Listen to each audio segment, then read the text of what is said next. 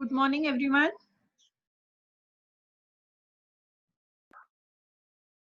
Good morning, ma'am. We'll start in another 1 or 2 minutes.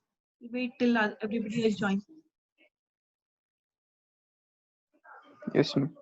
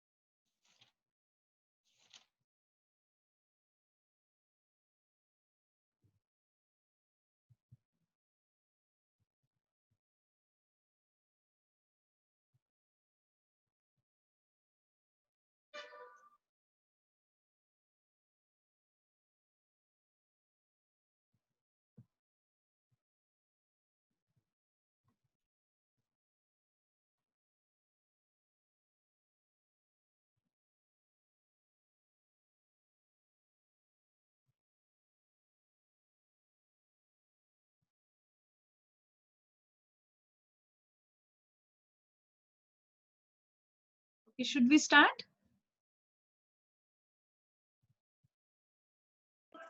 Yes, ma'am. We can start.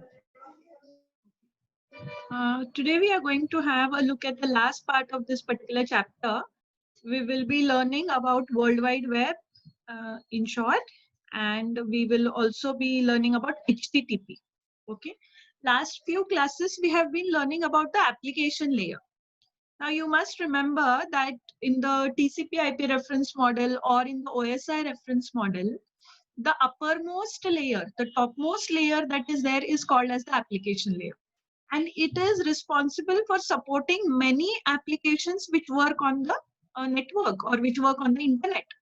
So, in the past few classes, we initially learned about DNS, domain name system, which is a protocol for mapping host names to their IP addresses. So it's an application layer protocol. Yesterday's class, we learned about email and we learned about SMTP. So we learned email is basically an application present in the application layer, and it is supported with the help of simple mail transfer protocol. Okay, so one more such application which we commonly do, which we commonly use in the over the internet is the World Wide Web, or what we call as web browsing. What we generally do when we Google something, when we are looking for some information, we are doing web browsing. So we must know what is meant by World Wide Web. Basically, we know what is internet. Internet is an interconnection of multiple networks put together. Okay, so when there is an inter-network, worldwide inter-network, we call it as the internet. Now, only having a physical connections between systems is not enough. We require some kind of a mechanism which allows us to get connected to the resources that are present on the internet and access data from it. So one such mechanism which helps us to gather the information over the internet, access the information over the internet, is World Wide Web. So we have heard this word many times, www. Okay, www stands for World Wide Web, and it is commonly known as the web. We generally refer to as the web. Now, what is the World Wide Web? It's basically an information system where multiple resources are present. There could be hypertext documents, there could be images, there could be videos, there could be multimedia resources, many such resources put together form the World Wide Web. And these resources are identified, are made accessible to the end user with the help of what we call as Uniform Resource Locators, URL.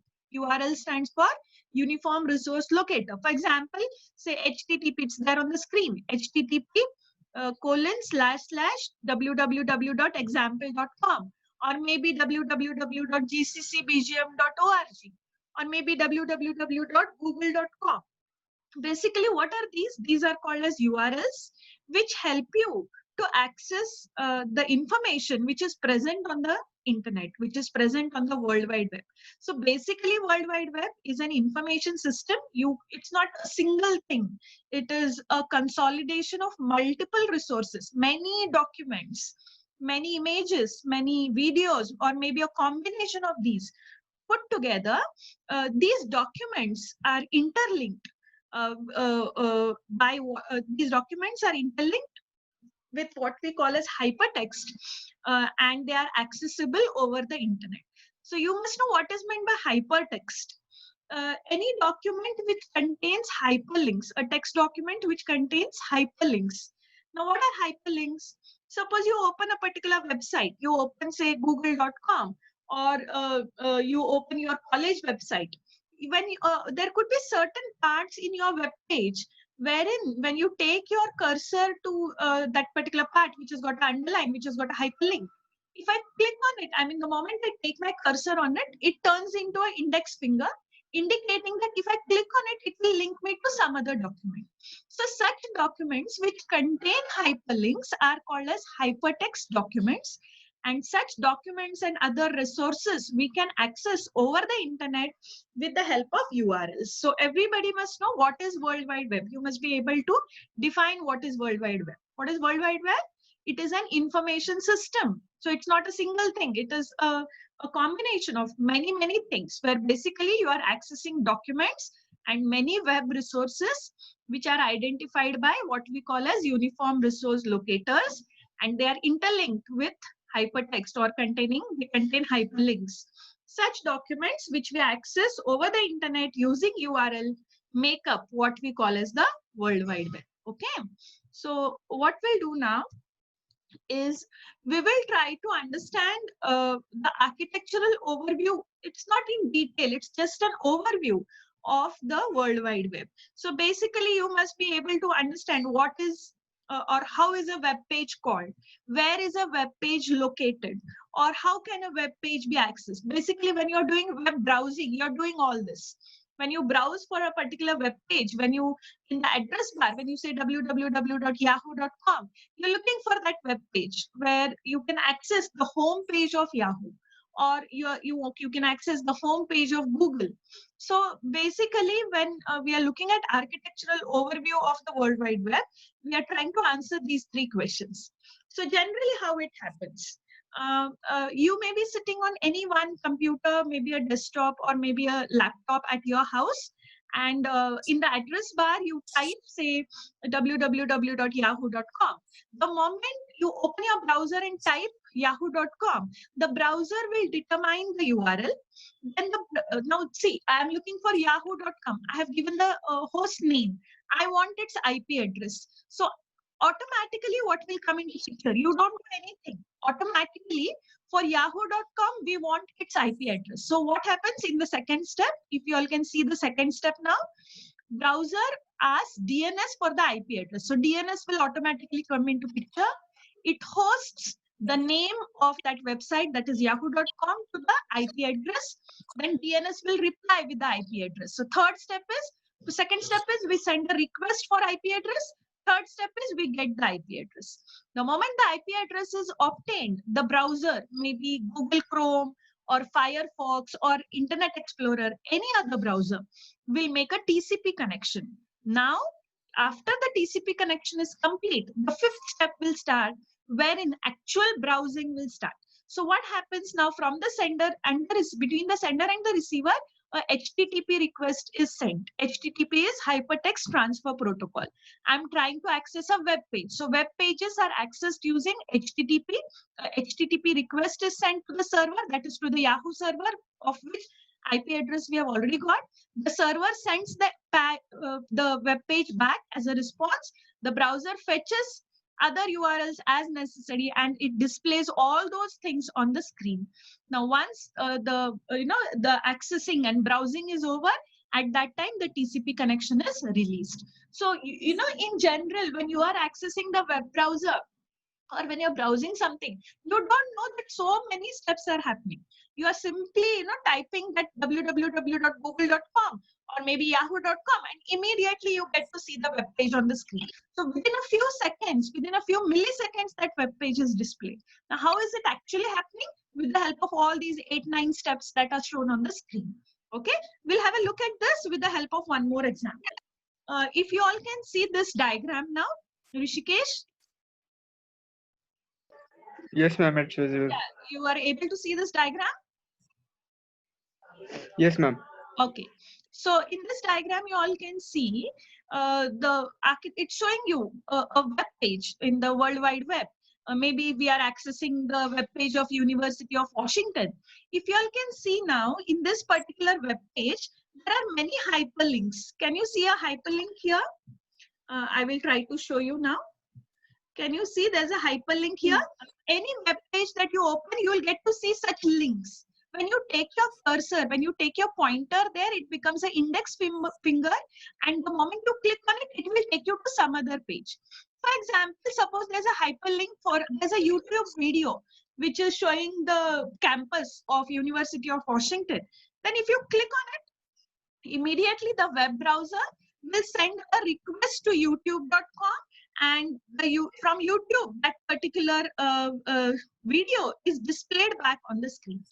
Or maybe there is some link where we are trying to give some information about the college or something like that. So maybe web server of washington.edu has to be accessed. So at that time, immediately a HTTP request is sent to the web server. The web server will respond back. The web server will respond back, and that response is seen on the screen. Or maybe we are trying to analyze something and we want to access Google Analytics or Google server. Immediately a request is sent and the response is obtained. So through a web browser, the web page which has got multiple links, which has got multiple hyperlinks, those can be accessed and data can be displayed on the screen. Okay. Now we will try to have a look at the next part now.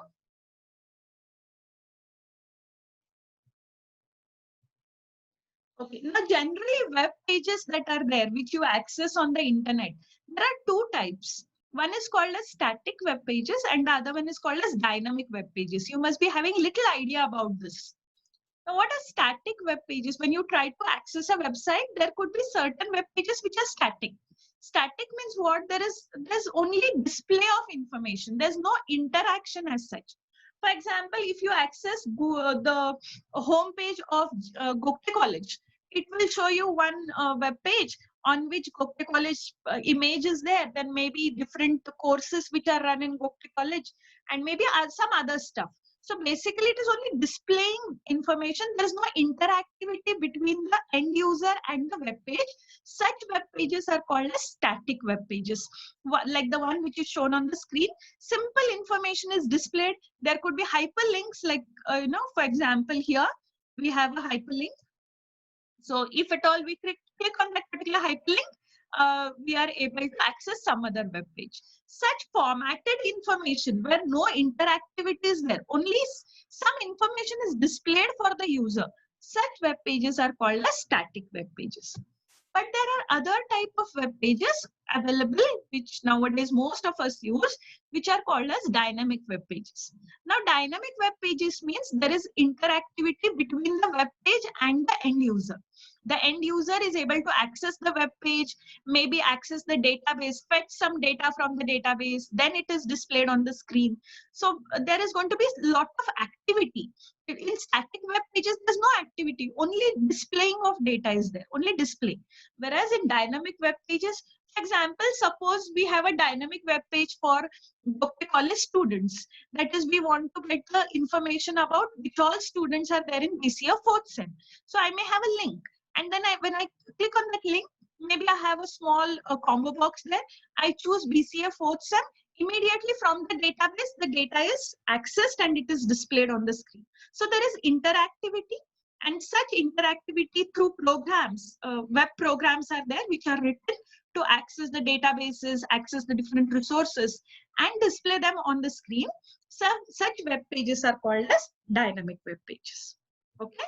Now, we will try to have a look at what is HTTP, Hypertext Transfer Protocol. For web browsing, when we want to browse different websites, when we want to get information on the internet through different web pages, an important protocol which is used is called as HTTP. HTTP stands for Hypertext Transfer Protocol. Basically, it is a request response protocol. Means from your machine, a request is sent to the server machine will respond back. Such an interaction is present between client and the server. Such a protocol where we send a request and get back a response, we call it as request response protocol. So HTTP is basically a request response protocol, and it works, it runs with the help of TCP. Means in the application layer, we have HTTP. In the transport layer, underlying this, the protocol which supports HTTP is TCP. So HTTP works over connection-oriented TCP. That is, it runs over TCP. Now, HTTP is commonly used for World Wide Web. That is, whatever web browsing we do, whatever websites we access it with the help of HTTP. Now, what is this HTTP going to do? It is basically going to fetch hypertext documents. Means if there are hyperlinks present in the document, such hypertext documents which are present on the server, from the server it will be displayed on the client. So fetching the data or hypertext documents from the server onto the client is called as HTTP. So HTTP also defines different message formats which can be used for the purpose of transmission. All the web browsing, everything that you browse on the internet is supported or is done with the help of HTTP. All of you will remember this, that it is basically used for web browsing. Okay. Now, since I told you Hypertext Transfer Protocol works with the help of TCP, that is upper layer, application layer, HTTP. In the transport layer, what we find is TCP. So Hypertext Transfer Protocol, whenever it wants to fetch some information. Now what you can do is, you can look at this diagram that is shown in diagram A and try to understand it. You all can see, imagine that this is where I have put a tick mark. This is the sender and maybe this is the receiver. So this is the client and this is the server. Okay. So when the client wants some web pages from the server, client will set up a connection with the server and the server will respond back. So a HTTP request is sent. HTTP request is sent to the server. The server will respond with the HTTP response, and this gray area that is shown is nothing but data being fetched, hypertext document being fetched from the server back to the client. Now in olden days in the sense few years back, suppose you have many hyperlinks on a particular web page, then what used to happen was every time we click on a hyperlink, new connection would be set up. So suppose we have, say, Gokte College website, and in that we have 3 hyperlinks: BBA, BCA, BCom. Suppose I click on BBA, one connection is set up to fetch the document about BBA. Next, I click on BCA, another connection is set up to bring the information about BCA. If I click on BCom, one more connection is set up to fetch the information about BCom. So if you all can see this figure A, you all can see many connections there. Sequentially, those connections are happening. Means if there are many hyperlinks, that many connections would be set up and data would be fetched. But this, was quite cumbersome. So over the years, HTTP has been revised. It has been improvised. And now the version of HTTP that we use, there are not many connections. It's not multiple connections. There is going to be one connection and many requests will happen over it. So see the difference between figure A and figure B. Figure A is multiple connections and sequential requests. Means every time we want a connection, every time we want to fetch some data, we are going to connect it separately. Whereas if it's a persistent connection, then only once you set up the connection and many times you send the request and obtain the response. That is called as persistent connection. Please have a look at figure A and see and compare it with figure B. See the difference. In figure A, many hyperlinks, that many connections. So multiple connections. In figure B, even if many hyperlinks, only once the connection is set up and many times the request response happens. Okay. All right. Just 1 second. Okay, we'll go to the next slide now. Now, generally, HTTP, that is Hypertext Transfer Protocol, works with the help of a number of methods. There are a number of built-in methods. You can call them methods, you can call them subroutines, you can call them procedures, commands, which are useful to get some task done on the internet. When you're doing web browsing, when you want to fetch information, such methods are used. Please have a look at this particular table and see which all methods are there. There's a get method, there's a head method, then there is post, put, delete, trace, connect options. All these methods are called as HTTP methods. Out of this, at least 3 or 4 you should know. The first method is very, very important. In HTTP, when we want to fetch the data from the server, the method that is used is get. Get will read a web page. For reading a web page and sending it, to get the contents of a web page, the method that is used is get. Now, there is one more one more method called as head. Head is used to read the page header. There are different control information or header information that can come along with the web page. To read that, the method that is used is head. Like that, when we want to append some information to a web page, then the method that is used is post. To store a web page, we use put. Similarly, to delete a web page, to remove a web page, we use delete. And there are other options, but at least the first four, five methods you should be able to know. You'll be learning all these methods in detail when you go to your 6th sem, and even in the 5th sem for that matter. I think 6th sem, you will have web programming. That time you're going to learn these in detail. But for the time being, remember, these methods are used to interact with the server and fetch the information from the server. Okay. Now you have to remember there's a client and there's a server. So request will go from client to server. Now once the request goes from client to server, server will respond. So response is also happening with the help of HTTP. On the screen, what you find is a table which is showing you the different HTTP responses. See which all responses are there. Usually when the response is obtained, it is obtained in the form of a code. Now what could be the code? The code could start from 1 and XX could mean different values there. Okay. 1 with XX, like 100, for example. X could be 0, another X could be 0.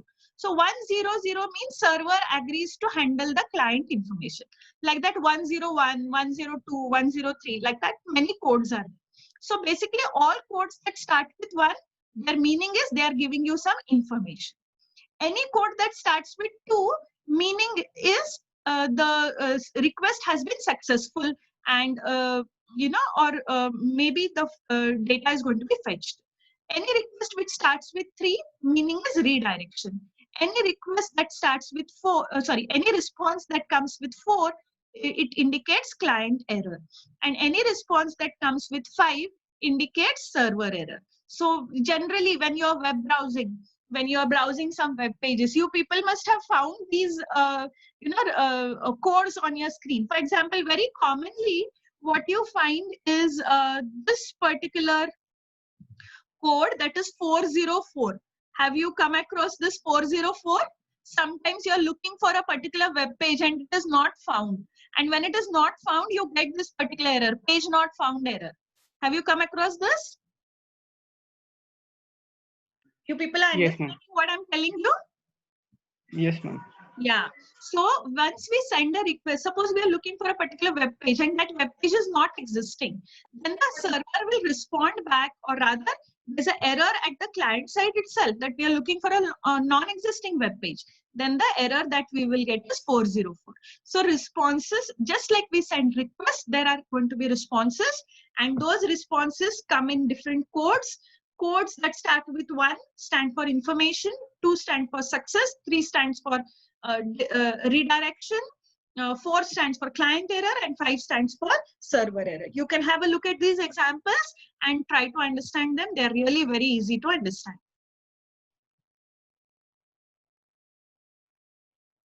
Okay, now what we will learn next is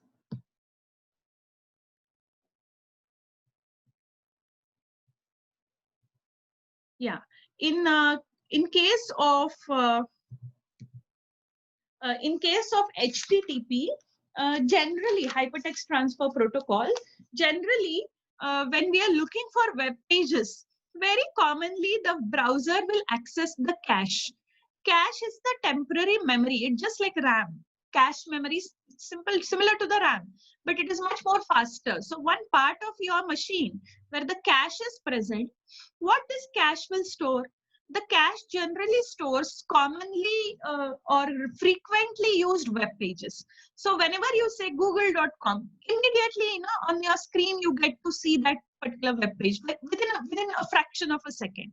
But sometimes you're looking for some web pages, like maybe suppose washington.edu, and that web page where you are accessing once in a while, then it may not be present in the cache. For that, actual connection has to be set up, and then contents have to be retrieved. But very commonly used web pages, every time we need not set up the connection with the server, or rather than the server, we need not get the web home page of that from the server. We can directly get it from the cache, from the local machine cache. So generally, suppose you say google.com, how does caching happen in hypertext transfer protocol? Suppose you are a user, you are requesting google.com. The moment you do this first step, that is request google.com, immediately a request doesn't go to the Google server. Rather, the local cache memory is checked. We check whether that particular, the link to that particular website is present. And moreover, if it is there, we also check its expiry.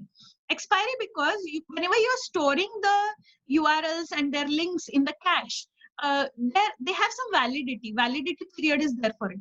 So if we are looking for a particular website, and if it is valid, from the cache only the response comes back. So you people can observe this diagram.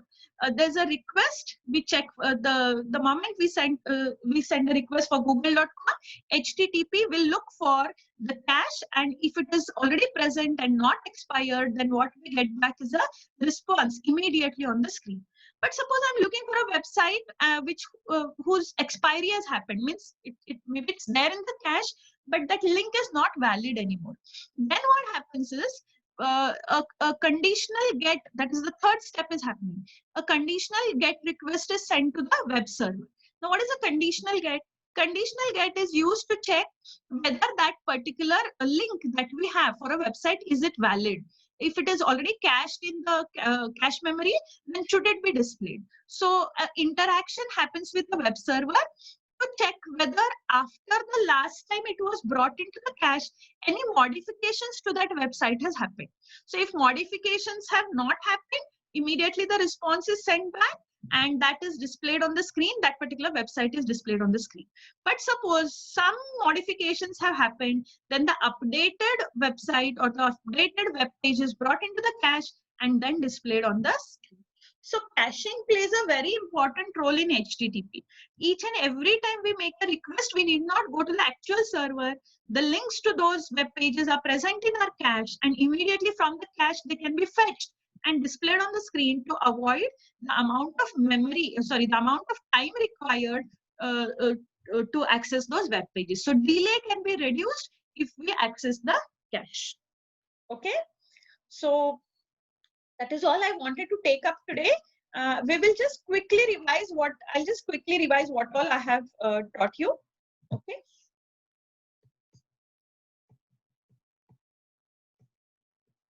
Today what we learned was what is World Wide Web. Just one sec. Okay. Now all of you can observe what all we learned today. We learned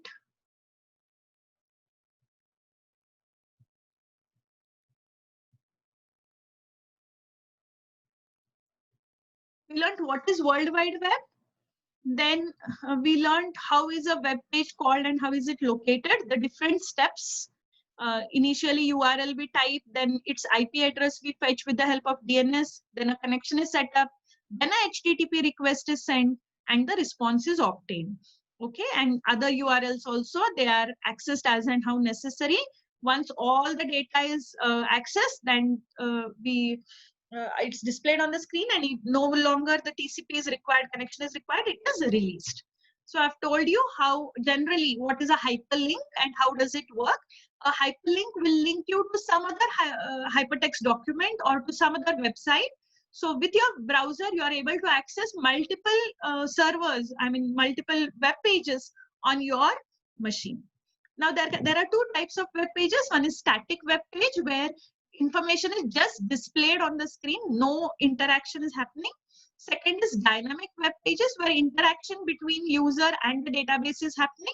So nowadays, most of the web pages that we access are interactive, dynamic web pages. Okay. Then I've told you what is HTTP. It's a protocol which is running on request response method. It is used for web browsing and it is used to fetch the hypertext document. Fetching websites on the internet happens with the help of HTTP. So in HTTP, connection is being set up. In olden days, there used to be multiple connections for every hyperlink. Today, one connection is enough. You can access as many hyperlinks as you want. Then what are HTTP methods and what are its uses we learned? We learned about HTTP responses. Then we also learned about how caching helps in HTTP. Okay. Now this is the end of this chapter. If you people have any doubts, we could discuss it.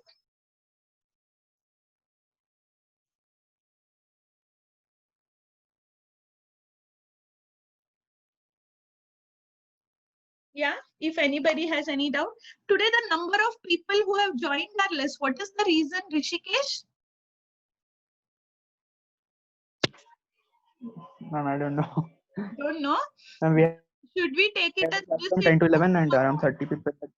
Should we take it as disinterest? Generally, about 40-45 students are there. Yeah, the first time there were 49. Then for a few days it was 49. Then again it came down to say 40. Last few days 40. And today only 35 people have attended. Why is it? Yeah, some of them have also told me that they have some network issue. Network issue. Because of this rain, so they are not able to get. They are living in which area? I don't know. I'm in some village area. Okay, fine. Now, if you have any doubt, what I was thinking is, now this is the end of 4th unit, okay? 4th unit is complete now. And 5th unit is also very small, 2-3 days are enough to finish it. and it is quite general, the 5th unit. Fourth unit, it was little technical, but 5th unit is little general. What I was thinking is I have recorded these each of these sessions.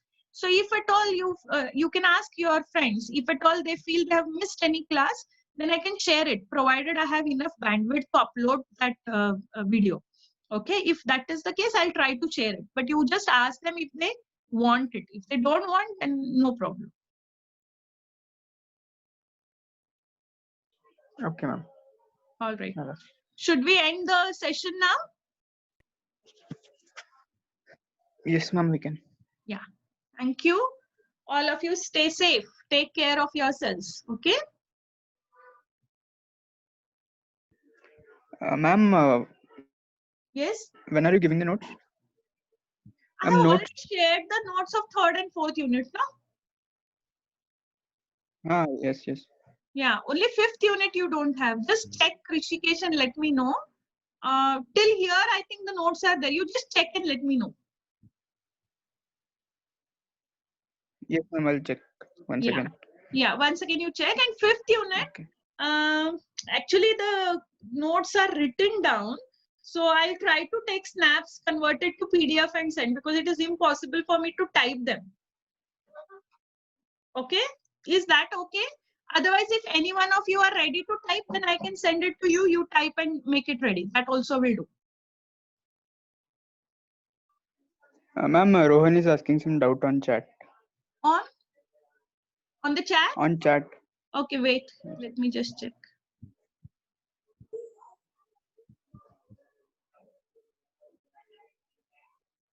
All right. Rohan, I think Rohan is asking what is connection through a proxy. Proxy, ma'am. There are some methods which are not taken in detail, and because they are going to go beyond the scope of our discussion.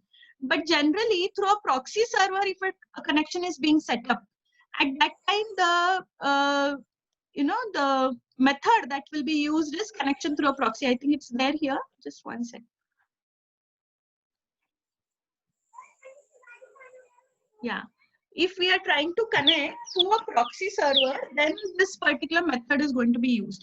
The thing is, we can't go into too many details right now at this stage about the methods that we have. That's why I told you there are quite a few methods which you can easily understand. And at this stage, it would be enough if you people can understand get, head, or post, or put or delete. Connection, tracing, and all would require a lot of explanation, which I'm unable to do on the share screen right now. Okay, so right now all I can tell you is connecting through a proxy. If at all the connection is going to happen through a proxy, then only proxy server, then only that particular method will be used. Okay, ma'am. We are almost running out of time, so I will stop here. Tomorrow again we'll take at 11 o'clock. Okay. Okay, ma'am. Yeah. Thank you.